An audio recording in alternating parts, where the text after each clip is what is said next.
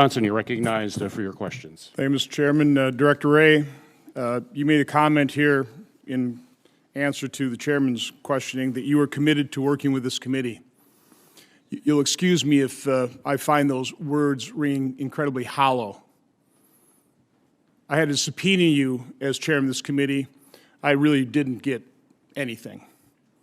I've written repeated letters, either with no response whatsoever or a non-response response. It's one of the reasons, and I'm very grateful to all the whistleblowers that are coming forward to various committees, to various members, people of integrity within your organizations, blowing the whistle on the corruption at some of the highest levels of the FBI. First question, do you commit publicly that the FBI will not retaliate against those whistleblowers? Senator, we will not retaliate against whistleblowers. I take the protections that are in law and regulation of whistleblowers extremely seriously. Good, we'll hold you to that. Okay, just like I take compliance with all of our other rules very seriously. Senator Grassley wrote you a letter on July 25th of 2020 in which he said that whistleblowers to his office reported that FBI officials initiated a scheme to downplay derogatory information on Hunter Biden for the purpose of shutting down investigatory activity related to his potential criminal exposure by labeling it, quote, disinformation. Boy, that's a familiar term. That scheme was hatched in August of 2020. Also included, he said, in August 2020, FBI supervisory intelligence analyst Brian Auten opened an assessment which was used by FBI headquarters team to improperly discredit negative Hunter Biden information as disinformation and cause investigative activity to cease. Have you responded to Senator Grassley's letter that he wrote over 3 months ago? Senator, I know there have been a whole slew of letters. I believe we've responded to a number of them, but sitting here right now, I can't tell you which ones we've responded to and which ones. Have you looked into those charges that there was a scheme hatched in August 2020 to downplay the derogatory information on Hunter Biden? Have you looked into that personally? We have, as we speak, a number of personnel matters that are underway, and as reasons I'm sure you can appreciate, we can't discuss. I know that's always your excuse. Matters. No, I got it. I understand how you remain above the law by using that excuse repeatedly. The reason I'm a little sensitive on August 2020 is that on August 6th, both Senator Grassley and I received an unsolicited briefing by members of the FBI, which I knew immediately was a setup. No new information whatsoever. I knew it was a setup, and I was correct because 9 months later, on May 1st, it was leaked to the Washington Post to smear me. I have written you publicly a number of times asking who directed that briefing. Are you prepared to tell me in public who directed that briefing now? Senator, first off, I can't discuss specific defensive briefings more broadly, and that's a long-standing practice. So tell me then, why have you refused to meet with us to privately tell us who directed that briefing? So, if I may finish my answer to the question. It's long-standing practice not to discuss specific defensive briefings. We have, as my understanding, responded in writing to a letter that you sent. I think it's bureaucratic gobbledygook is what that is. That's not a response. We offered in that letter to provide a senior executive of the FBI to walk through in detail our process. What your process is, but not specifically who directed a briefing that was used to smear me. Have you looked into the leaking of that briefing to the Washington Post? Have you investigated that? I'm not going to discuss specific investigations. As to the briefing question and who directs it, let me be very clear about this. When it comes to election-related defensive briefings, there is not a single person who makes that decision. That is an interagency process that was set up by the prior administration, signed off on by the former president, Office of the Director of National Intelligence. There are persons in that interagency, correct? So there would be persons. So we should know who those persons are. Why won't you tell us who directed that briefing? The persons then. I would refer you to the process that was put in place, and we can give you more information about the process if you would like. Have you read Senator Grassley's and my report on Hunter Biden's corruption, issued in September of 2020 and November of 2020. Have you read those reports? I have had a chance to look at it. Do you see any sign of Russian disinformation in those reports? That would be a hard question for me to answer. No, it's very easy. It's very easy. What I would say It's a to very easy answer. There is no Russian disinformation. That report is completely clean of any interference of foreign influence, although we have been falsely accused, including by the chairman of this committee, of spreading Russian disinformation. Are you aware of the FBI having any involvement whatsoever in the October 19, 2020 public statement by 51 former intelligence officials? I'm not aware of any involvement by the FBI in what you're describing. The reason I ask is if it's true that in August of 2020, the FBI initiated a scheme to downplay derogatory information on Hunter Biden, it would seem like maybe part of that scheme would be to get intelligence officials to issue a letter that stated that the laptop had all the earmarks of a Russian information operation. That was totally false. We now know that the Hunter laptop is completely authentic. Mr. Chairman, Ms. Lipstadt, I attended the inaugural address of President Biden. I completely agreed with his goal that he laid out, his number one goal, to unify and heal this nation. I'd assume you'd agree with that as well? Absolutely. A year later, do you think our nation's more unified? Are we healing? I think not. Okay. I think there are deep divisions. So I agree with you on that. I think one way to try and heal our nation, try and unify it, is person to person. Are you familiar with something called the Joseph Project in Milwaukee, Wisconsin? No, I'm not. I'll take just brief time to describe it. It's something I teamed up with a pastor in inner city church, Pastor Jerome Smith, a wonderful man. His congregation is obviously largely African American, but we've used this to connect people with real opportunity.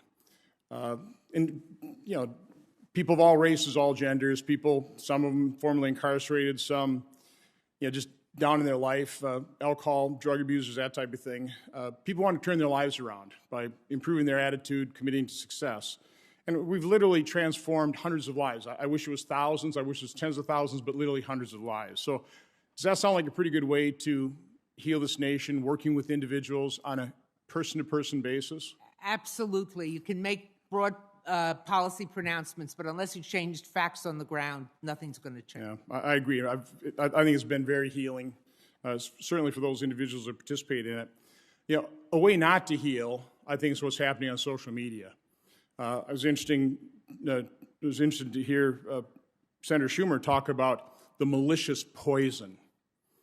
And what's happening on social media so often is it's just malicious.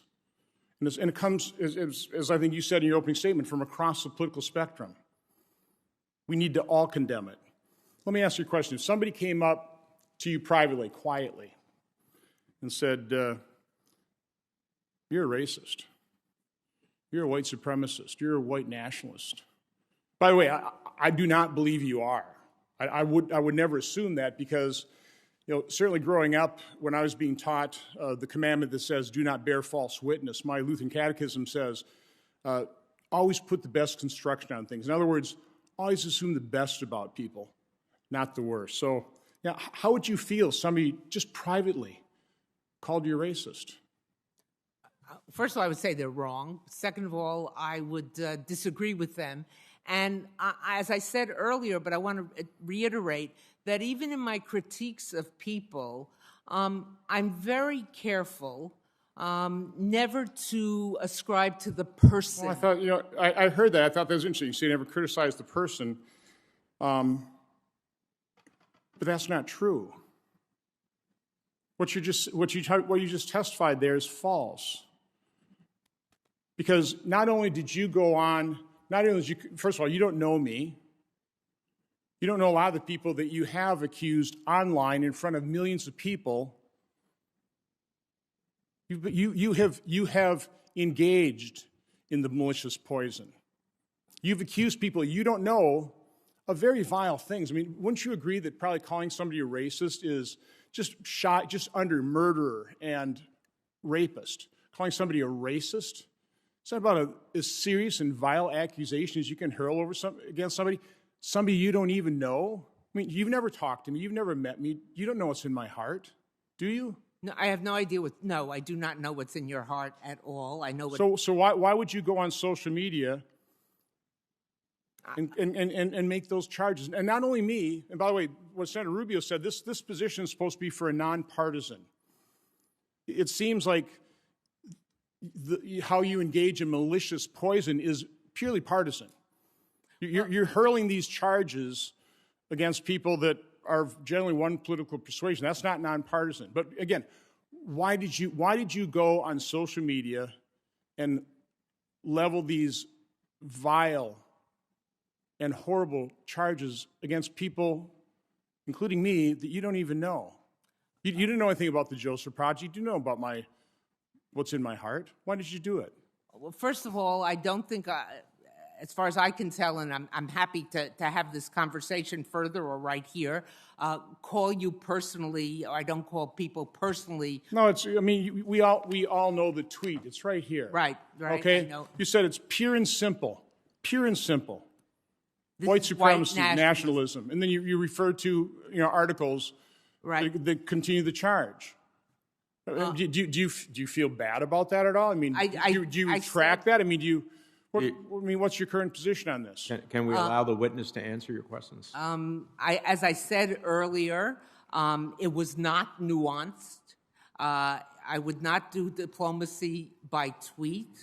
While I may disagree with what you said specifically, and I think that's a legitimate difference, I certainly did not mean it, and I'm sorry if it was taken, and I'm sorry if I made it in a way that it could be assumed to be a political at the person personally. Well, listen, I appreciate your apology, and I'll accept your apology. It's more than, for example, what the chairman of this committee has done, and other members who've also, callously and cavalierly hurled those same charges that I would consider are malicious poison to our body politic today. But again, appreciate the apology, but I think somebody that has had a 30-year professional career ought to know better. And when you're being nominated and considered for confirmation to a position of diplomacy representing the United States, I certainly cannot support your nomination. I hope my other colleagues won't either. You're just simply not qualified for it. But I wish you the best in life, and I do accept your apology. Senator Van Hollen is next.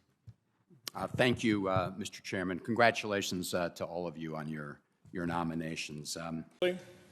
As my colleague, the senior senator from Iowa, has shown, Hunter Biden and James Biden received millions of dollars from companies connected to the communist Chinese regime. But frankly, it's worse than that. These companies were effectively an arm of the Chinese government. This isn't Russian disinformation. These are hard facts backed up by bank records of actual financial records and transactions that prove just how connected the Bidens were and how compromised President Biden probably is. I'll use this next series of transactions to prove my point. The first chart here shows a bank record showing a $1 million wire transfer into the account of Hudson West 3 from CEFC Limited on November 2nd, 2017. As Senator Grassley and I have already established, CEFC is effectively an arm of the communist Chinese regime. It is also important to note that at the time of this transfer, in November 2017, Hunter Biden was already invested in and providing management for Hudson West 3. So a company that was effectively an arm of the Chinese government transferred $1 million in November 2017 to a company that Hunter Biden is managing and is invested in.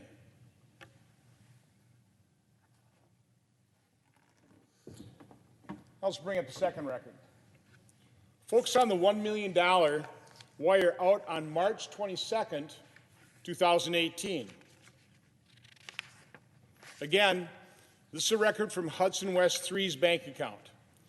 Like the previous record, this is showing the transfer of $1 million, but this time the money is being transferred out of Hudson West 3 to Owasco, another one of Hunter Biden's firms. This transfer took place on March 22nd, 2018, a little less than 5 months after the $1 million transfer from CEFC to Hudson West 3. Hunter is transferring $1 million between two firms he manages and has ownership in. So what is the purpose of these two $1 million transfers?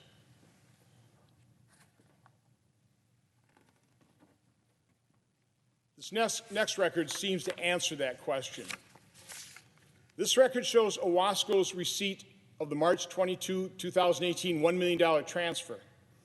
It also shows what the transfer is for on the OBI line. OBI is an abbreviation for originating beneficiary information. It's like the memo line on your personal check. It tells you really what that check was about. In this case, the OBI indicates the transfer is being made for, quote, Dr. Patrick Ho Chi Ping representation, unquote. So to recap, on November 2nd, 2017, Patrick Ho's company, CEFC, wired $1 million to Hunter Biden's company, Hudson West 3. On March 22nd, 2018, Hudson West 3 wired $1 million to Owasco, another Hunter Biden company. The bank record clearly states the $1 million payment was being made for the purpose of representing Patrick Ho. Represent him for what? Here's where things get interesting. We know that Patrick Ho was arrested by U.S. authorities in November 2017 for international bribery and money laundering charges. Keep in mind that this arrest occurred in the same month that Patrick Ho's company, CEFC, is wiring $1 million to Hunter Biden's company, Hudson West 3. According to the Department of Justice, quote, Ho orchestrated and executed two bribery schemes to pay top officials of Chad and Uganda in exchange for business advantages for CEFC China, a Shanghai-based multi-billion-dollar conglomerate that operates in multiple sectors, including oil, gas, and banking, end quote. These are crimes for which Patrick Ho was eventually convicted and sent to federal prison for committing. So the company that Patrick Ho was making bribes for sends $1 million to a company Hunter Biden manages and is invested in. That company in turn transfers $1 million to another Hunter Biden company for the purposes of representing Patrick Ho, who was eventually convicted of international bribery and money laundering. And guess what Patrick Ho did around the same time he's arrested by the FBI for corruption and bribery? He contacted James Biden, President Biden's brother. Patrick Ho's decision to call the Biden family around the same time he got arrested is revealing, particularly in light of the fact that the same month $1 million just happened to be transferred to Hunter Biden's company. Now, Hunter Biden isn't a criminal defense attorney. Patrick Ho was charged and convicted for bribery, and related federal offenses and crimes. So what kind of representation was Patrick Ho's company paying Hunter Biden's firm to provide? Were they paying for his firm's legal expertise or for Hunter's political connections? In March 2021, Senator Grassley and I asked the Justice Department about Patrick Ho. Why? Because there's a federal court filing that says the department has FISA records on Patrick Ho. We requested these records. In response, the department would not confirm whether they even had his records. Unfortunately, the Attorney General refuses to clarify that outrageous contradiction for Congress. Oh, and one more tidbit. In a recently uncovered audio extracted from his laptop, Hunter Biden referred to Patrick Ho as, quote, the the expletive deleted spy chief of China, unquote. Let that sink in a minute. Hunter Biden referred to Patrick Ho in an audio as the, quote, expletive deleted spy chief of China, unquote. This quote alone tells you that Hunter Biden knew exactly who he was dealing with. He knew exactly who he was dealing with. He was dealing with the, quote, expletive deleted spy chief of China. Now that fact should alert the media and our Democrat colleagues to seriously consider the implications the Biden family's vast web of foreign financial entanglements have in the conduct of this administration's foreign policy and our national security, but I'm not holding my breath. In October 2020, Senator Grass and I requested to interview Hunter and James Biden about their financial dealings. If they had nothing to hide, they could have volunteered to come in and sit for an interview. If there was an innocent explanation for these foreign financial transactions, they could have used that interview to clarify what those transactions were about. Unfortunately, rather than being transparent, honest, and forthcoming, they declined to speak for us or to us. Their silence speaks volumes. Fortunately, facts are stubborn things. As the Bidens, our Democrat colleagues, and the media is learning, it is difficult to keep them hidden forever. Senator Grassley and I will continue to investigate the Biden family's foreign financial entanglements and provide the American people with the truth to the best of our ability. Our challenge is the deep state does not give up its secrets easily. New evidence of Biden family influence peddling is surfacing on a regular basis, often coming from records from Hunter Biden's laptop. The same laptop, by the way, that the media and deep state foreign intelligence agency officials strongly inferred, was, you guessed it, Russian disinformation. And their guile worked. Prior to the election, people bought the fact that that laptop was probably Russian disinformation. It wasn't. As the New York Times just admitted about a year too late, more than a year too late, that laptop is authentic, and the evidence it is producing is real. But of course, that laptop wasn't Russian disinformation, nor is any of the information we presented in our reports and here on the floor of the Senate. We may never know all the details of the Biden family foreign entanglements or the full extent to which those entanglements compromise our current president, but I'm pretty confident I know who does know. Intelligence operatives in Russia, China, Iran, and North Korea. Elements within our U.S. intelligence agencies probably also know. They're just not going to tell us or you, the American people.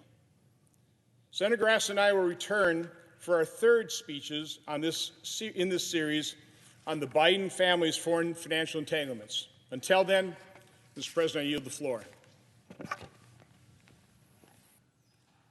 Ranking Member Johnson. Thank you, Mr. Chairman. You pretty well laid out the case, so I'll just ask that my opening statement be entered in the record. Panel intro. I think it's safe to say, based on your opening comments when you say that what we've uncovered is deeply disturbing, and it is, that I don't think anybody's looking forward to this hearing. I don't know about you, but any movie I watch where there's any kind of sexual assault, I have to turn it off. I can't watch it, and that's fiction. So we're going to be hearing some pretty horrific testimony today. It is the government's duty to incarcerate individuals, to punish people for crime, for keeping dangerous people away from the general public. And I don't want anything in this hearing to downplay that very serious responsibility of government. It's not a pleasant responsibility, but it's also a responsibility of government to make sure that where we do incarcerate individuals, that they're safe, that these types of rapes, these types of assaults don't occur. This is something that the federal government has recognized has been a problem dating back to 2003. I would say that was probably a pretty good faith effort to try and develop data, do audits, to try and prevent this. You'll never eliminate all of this.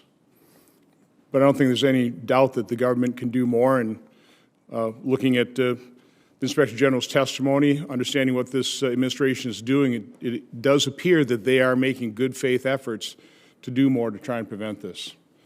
So, as deeply as disturbing and as how I'm not looking forward to hearing any of this, I agree with you, it's our responsibility. We can't turn our face from it. We have to face this. We have to do everything we can to eliminate it, recognizing what a difficult task that really is. So, Mr. Chairman, thank you, and thank all of our staff for doing a good job of looking into something that is not fun to look at, but that is our responsibility to look at and try and fix. So thank you. Thank you, Mr. Chairman. Listen, I think we all agree this is a big problem. It's my definition of a problem. There's no easy solution. As chairman of this committee, I would meet with Facebook, and I appreciate what they were trying to do to pull down Islamic terror type of content. So I think we all agree that we don't want to be disseminating extremist, violent, inducing type of behavior through these platforms, but we also need to protect free speech as well. So it's a real tension. It's a real balancing act. I think Mr. Boland, I think you said, talked about the term extremism and harmful content. But I guess that's all in the eye of the beholder, isn't it?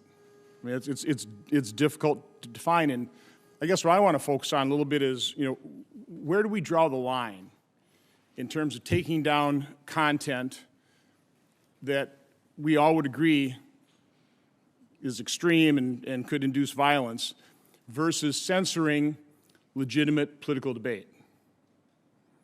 I don't know, Mr. Roeder, do you have any idea what percentage of Twitter employees are conservative versus liberal? I have no idea. You think it's probably pretty heavily tilted to the left, correct? I don't know. Well, I think you do. Mr. Boland, would you want to answer that question? I just don't know. I mean, okay. Mr. Kane? It's obvious, but my only knowledge is China tech and TikTok. I'm not as familiar with that area. So let me move on. Let me use an example that I think we're all aware of. Okay, the 800-pound gorilla in the room. Let's talk about the Hunter Biden laptop. Mr. Roeder, do you believe that, like Washington Post, that there's authentic information on that laptop? I'm not sure. I will say that these are massive platforms. There are billions of pieces of content. I've got very little time. Mr. I don't know. Mr. Boland, do you know whether, do you assume that's authentic information on the laptop? I don't have an opinion on the laptop. Oh, okay. So Twitter was actually very effective when they blocked the New York Post articles on the Hunter Biden laptop. We had Jack Dorsey in front of the Commerce Committee back in, I think, October 2020, and both Senator Cruz and myself asked him, because we were talking about Russians using the platforms to impact our elections, and everybody agrees that could happen. We asked Mr. Dorsey, do you believe Twitter could impact the election? Mr. Dorsey said no. Mr. Roeder, do you believe Twitter has the capability of impacting the election? I think all these social platforms, they're so massive, it's hard to believe that they're not impacting. Mr. Boland, do you believe that as well? Yeah, these platforms absolutely have influence, and I believe they influence. Mr. Kane? Absolutely. Okay, so there is a problem right there, okay? And I appreciate you acknowledging that fact. We had 51 former intelligence officials. I have no idea on what basis they wrote this letter. They came out immediately. I think it might be, because the FBI had a scheme in August of 2020 to downplay the derogatory information on the Hunter Biden laptop. But they came out and said that the laptop had all the earmarks of a Russian information operation. seems to me like that letter itself was an information operation. So we have this platform that censored, the platform censored that, Facebook throttled it back. We actually took a poll on this. I didn't, but a company called Media Research Center poll.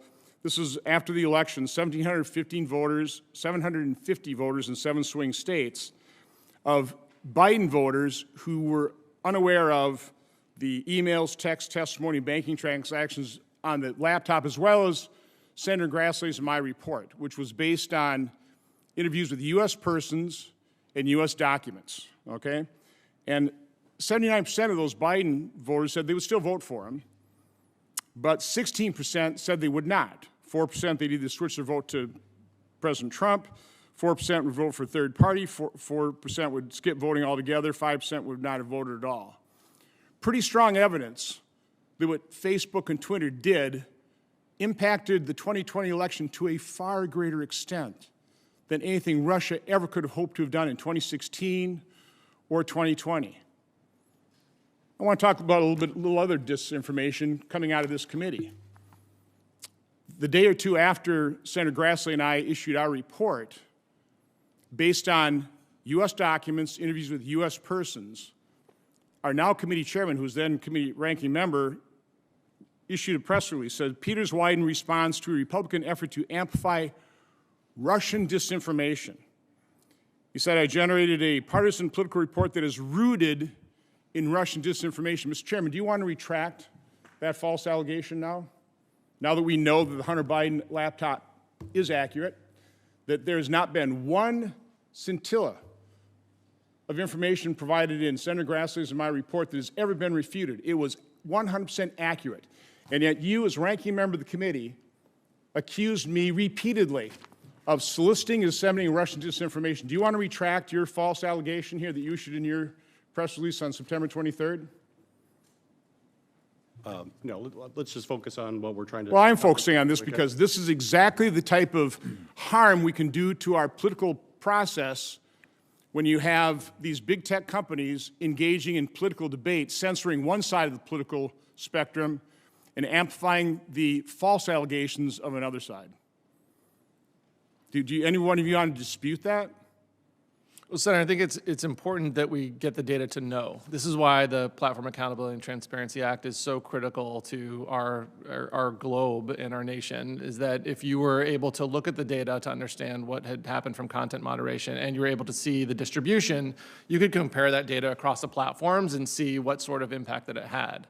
Absent that, there's a lot of conjecture. So let me just, one part of it, transparency, would be to at least have people who at least used to work or work for these platforms to at least acknowledge the highly political nature of the individuals that work in them.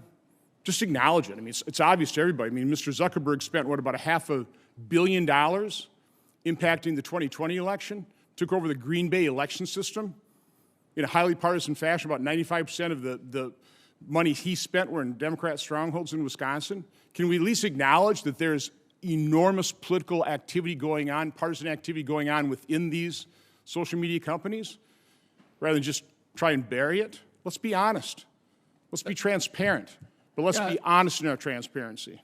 I agree with you on the request for transparency. My experience, outside of whether someone had a certain political leaning or not, I didn't see political leanings shape the decisions that were made inside the company, per my experience and what I saw. Okay, well, I saw it in their censoring the New York Post article prior to the 2020 election, and I think it's pretty obvious.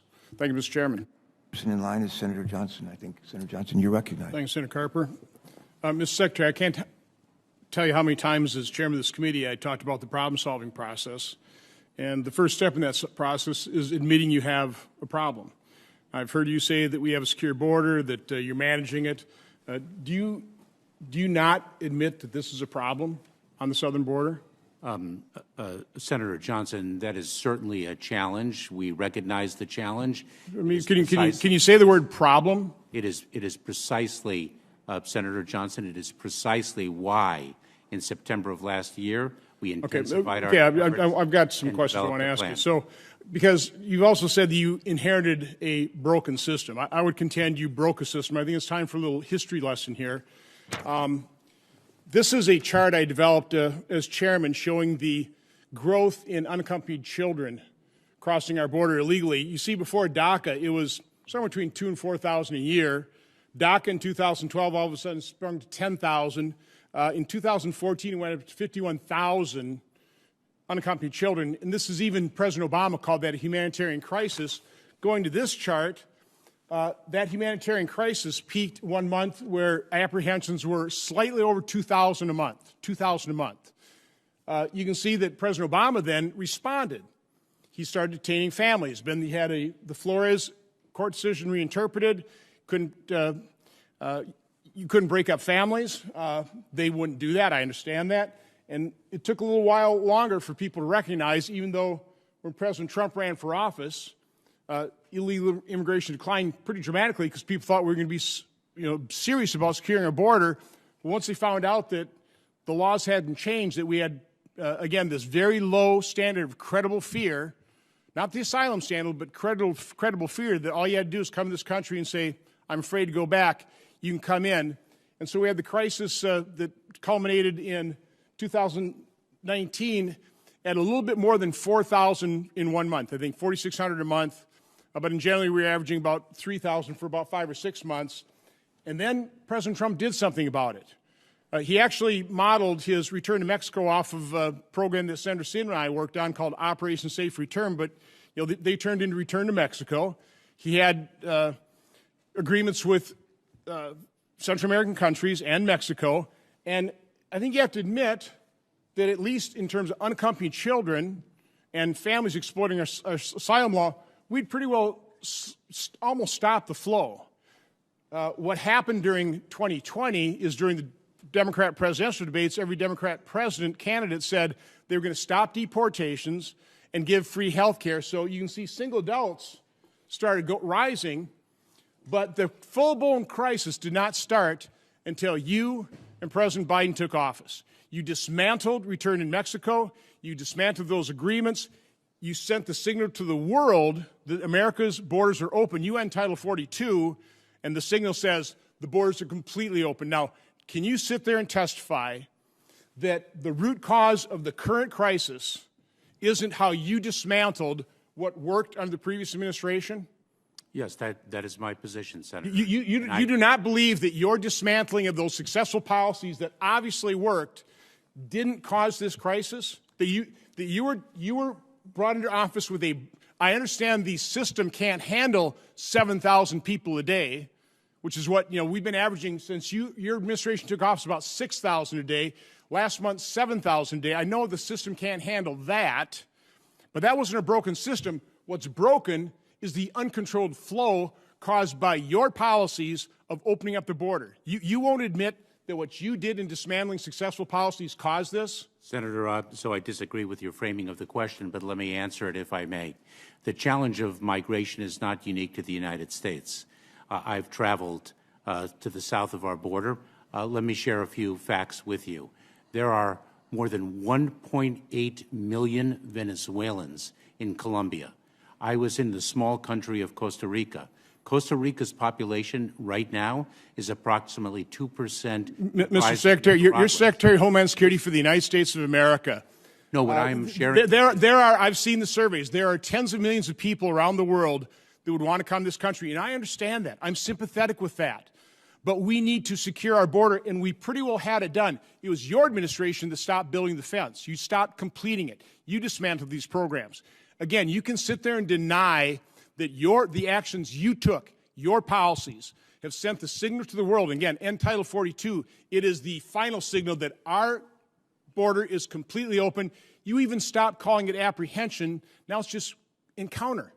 You encounter. You're managing the process by making that processing and dispersing so much more efficient. I would like to finish my answer. Well, you're not answering the question. You're just dodging it. No, I've already answered your question, Senator, if I may, that we do not believe the policies of this administration have caused the migration challenge that actually... Okay, you're living in an alternate reality. That is actually... Is the goal of this administration to actually reduce the flow of illegal immigrants?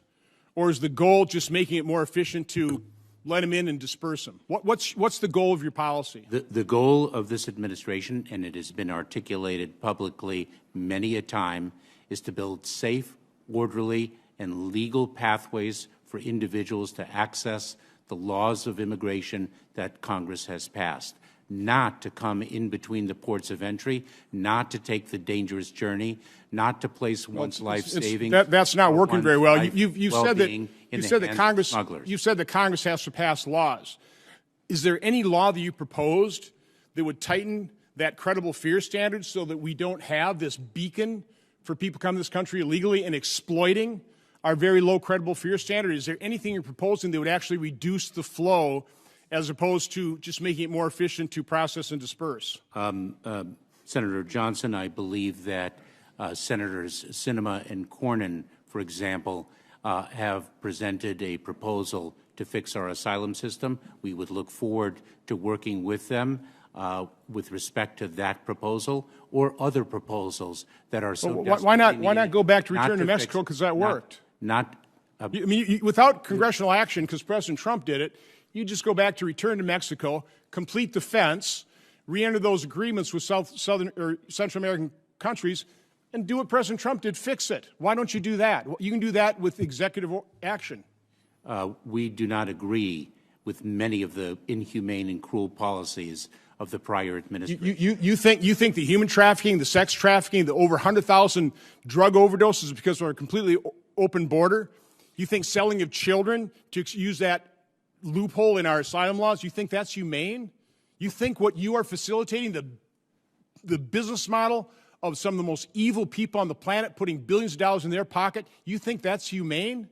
Senator Johnson, of course, I'll treat that as a rhetorical question, because you know that the question compels the answer that I would give. Of course, we don't consider that human suffering to be humane. Of course, you're allowing it. Of course, we do not consider the more than you're allowing it. You're facilitating it. You've caused it. Of course, we do not consider the more than 1,500 individuals raped, murdered, tortured, then fix or it. otherwise victimized under President Trump's execution of the Remain in Mexico program. Fix it. You know how to fix it. Of course, we don't consider that humane. Senator Paul, you're recognized for your questions.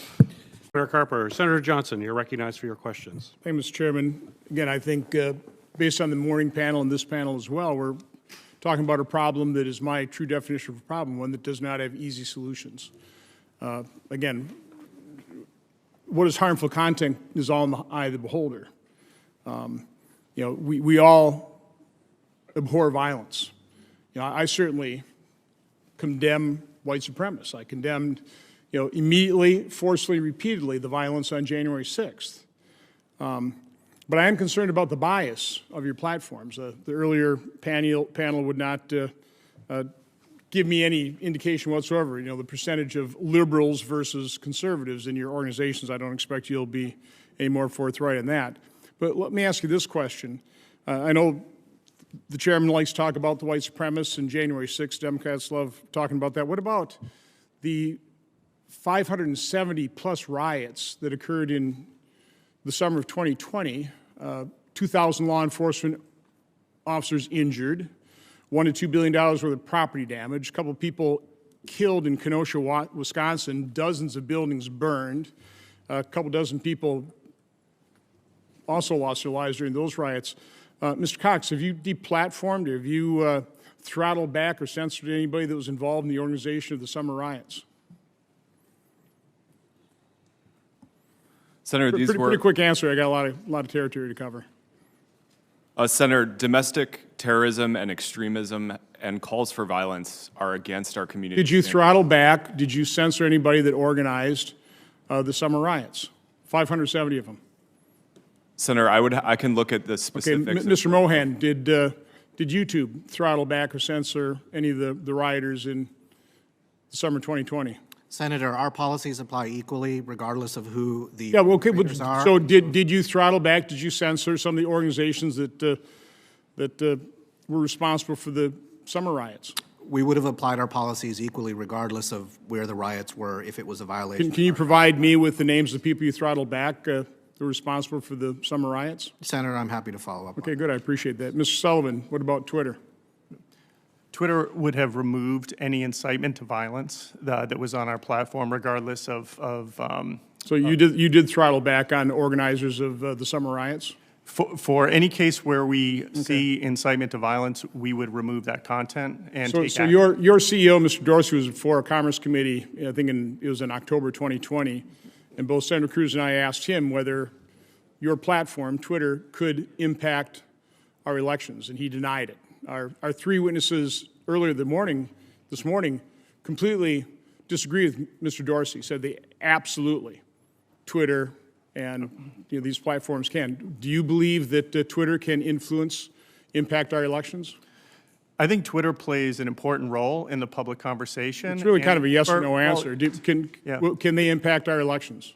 We're taking the Yeah, elections. really, yes or no? I got a lot of coverage. As I described to the previous question, we've put in place many actions and mitigations relating to elections. Can you impact elections? People try to use our platform to get messages out regarding elections, and we try to do our best to get this morning I authoritative specifically talked about the fact that information. you censored the New York Post article about Hunter Biden. We have polls that said that had the American public known that, we wouldn't be in the ditch that we are right now. Mr. Mohan, do you believe YouTube can impact elections? Senator, there's an open public debate that happens on YouTube every day, whether it's Can you impact? I mean, elections or not. it's really a pretty simple yes or no answer. Senator, YouTube is an open platform where there is debate. And Mr. Cox, do you believe that Facebook can impact elections? Senator, I think the public discussion that happens on our platforms are a part of the public But you don't think by discourse. censoring material that you, specifically your management, can impact elections? Not what's occurring on your platform, but your management, your decisions, your censoring of information. Can you impact elections? Senator, respectfully, with respect to the New York Post story you referenced, we did not. I know you throttled it back, but can you, again, I'm not asking about that specifically. Do you have the power? Our earlier witness, Mr. Redder, said, a small group of people run these companies and have substantial power over shaping the reality for billions of people. Can you just be honest? By the way, our earlier panel basically, to paraphrase, said don't believe a word you guys are going to tell us. But can you at least be honest with the American public and say, yeah, you have that power. You can impact the elections.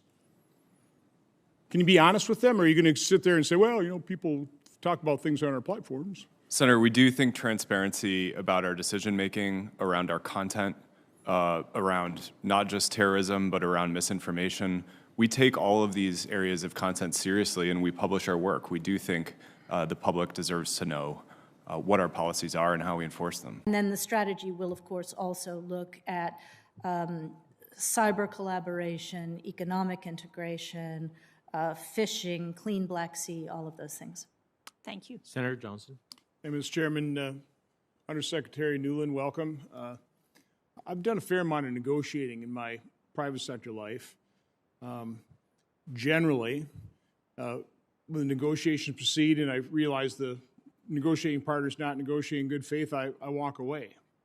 Actually, always. If I'm not perceiving a good faith negotiation, I walk away. I've never, ever tried to negotiate with somebody who would refuse to even sit down and talk to me. But in fact, isn't that what's happening with the JCPOA negotiations right now? Iran refuses to meet with our negotiators? So, Senator Johnson, we don't sit face-to-face with Iran, but we have nearly completed this agreement on the basis of the face-to-face negotiations that they do have with our European partners. So, it's not ideal. But it's true, Iran refuses to meet with us, correct? Isn't that an automatic admission that they're not good faith negotiations? Why would the administration, why would President Biden participate in something like that? That's a charade. It's not a negotiation. Senator Johnson, I will say that I, too, have done a lot of negotiating in my life, and whereas it's not ideal not to sit in the same room, it can work, and proximity talks have been known to produce very good agreements. Over time, we will see if we can get there on this one. Okay. Following up on Senator Rubio's questioning on Venezuela, it sounds like you really weren't talking about buying their oil. Is that true? Senator, I'm happy to talk in some detail about all the contours of that trip in another setting, or perhaps in a little while. We are still in the process of working on a number of things there, but the primary purpose of that mission was to go see our 8 Americans who are incarcerated. So again, Senator Rubio's more familiar with what their oil capacities are, but it sounds like they really couldn't add much to anything we would do. So, I mean, can you just state categorically that we will not be buying Venezuelan oil? We won't. If we're going to buy oil, we'll buy American oil. We won't buy from a tyrant like Maduro.